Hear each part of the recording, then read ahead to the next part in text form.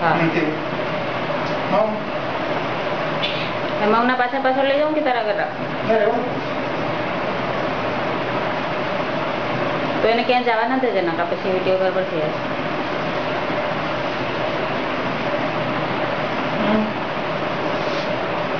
આની કોલ હલાવી તો શકીએ છીએ ને, ચેન્જ તો કરી શકો છો ને આમાં.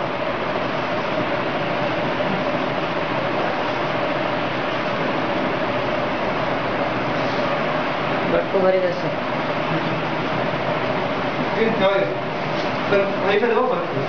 બંધ કરો.